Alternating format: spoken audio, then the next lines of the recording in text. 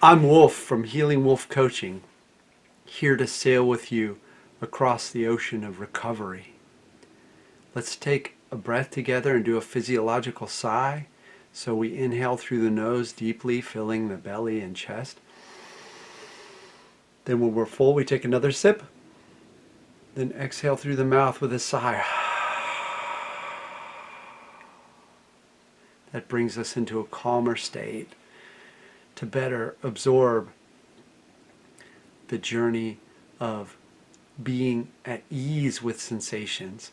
So uncomfortable sensations come along and we can respond with in a number of ways, but if we resist them, they persist. So we want to aim for an attitude of indifference, whatever, or allowance, which is more of like, hey, I'll allow you to be there for now, or even gratitude, which is like saying, hey, thanks for giving me a message of survival.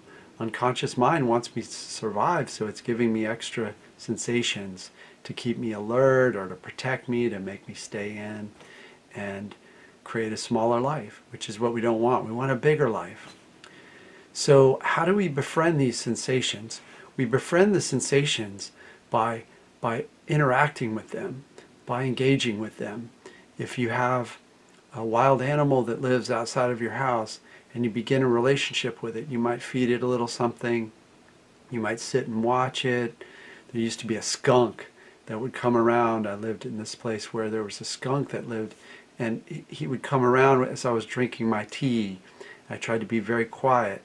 His name was Ramblewood. He would ramble out and I'd be drinking my green tea and there was a bench. He would go onto the bench and I got very still with him. And I didn't drink my tea. I just sat. I just watched him. And I didn't want him to spray me. Didn't want him to things to get worse with Ramblewood.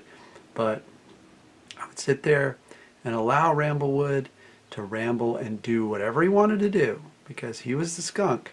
So if you look at anxiety sensations like Ramblewood, the skunk, and you're going about your life and the sensations show up, and at first you're a little scared that they might spray you and you get some funky scent all over your body.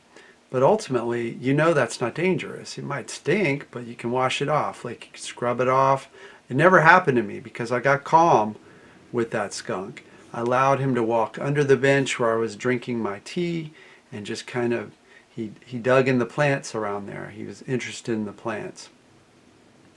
And so if we look at the sensations in that way, what do we do when the sensations show up? Or if they're intimidating, like a skunk that shows up, tail up, think you're going to get sprayed. First of all, you realize and know that getting sprayed by a skunk might be uncomfortable, but it's totally safe. No one ever died from getting sprayed by a skunk. At least I don't think so. Go Google it and let me know if I'm wrong. But a skunk sprays you and you stink. And that's not fun, but it's not deadly. And so sensations are okay. They're not dangerous. They're actually safe. And we allow them to be there. So we kind of watch them. We allow them to be there. And then when we're watching a skunk, we can get curious. Wow, isn't that a beautiful skunk? Look at that coat. I've never sat so close to a skunk. I've never had sensations this interesting. Gosh, they're moving around my body. They're behind my eyes. They're in my hip. They're in my shoulder. They're in my hands.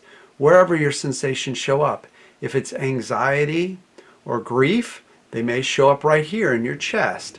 If it's sensations of persistent pain, a lot of people get those in their back. You watch them, you get curious about that skunk of sensations. That's what I'll call today's video, the skunk of sensations. So you can even laugh at the sensations. I wouldn't laugh at the skunk, but I'd laugh at the sensation. So you laugh at the sensations and you smile at the sensations and you take good care of the sensations. You watch them. You get curious. You say, oh, you're really interesting.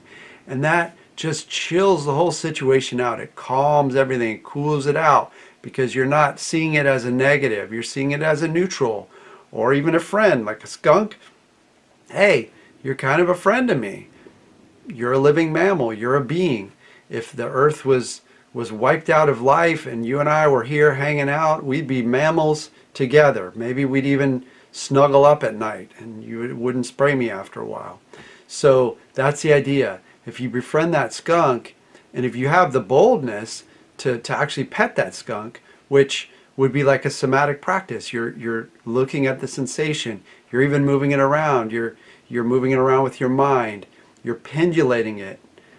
You're pendulating it, which means you move the sensation from a high sensation area in your body to a neutral sensation, or a pleasant sensation area. So let's look at our sensations like a skunk. And we know that we can build a friendship with that skunk if we interact in a calm and peaceful way. If we feed the skunk a little something too, then the skunk's going to come to love us, and maybe we'll come to love the skunk. And the funny thing is, when you come to love the sensations, that's when you get the magic. They fade away. So many of my clients get so frustrated and angry at the sensations. I don't want to live this way. I can't deal with this. And yet, you could still go out into your life knowing that the sensations are safe, that you got sprayed by a skunk maybe. You could still walk around. You could still go out on a hike. You can still do things in life. So my message today is to look at sensations that way. Befriend them. Get curious. Get close to them. Snuggle with them if you can. And that's how they get bored with you. They fade away and they're gone. If you need more help, reach out. I'm at healingwolfcoaching.com, where you can sign up for a free consult, which is an assessment. You're going to tell me what's going on with you, give me a little bit of background on your journey, and I'll tell you my strategy to move you forward and get you where you want to be in your life. So beyond the sensations, back to life, engaged in life, enjoying life. I'd love it if you'd subscribe. I'd love it if you comment. I'm really creating a community here. I want to create a safe space where people who are walking through hell can get together with people who've already walked through hell, like myself. And so I do that one-on-one individually with clients, but I also have Healing Den, a group on Facebook, and some other offerings, a mailing list, and a free somatic meditation if you sign up for the mailing list. There's a bunch of stuff. So reach out if you need help. I'm sending you strength to go out and befriend that skunk and have fun with it. I'll see you next time. I love you.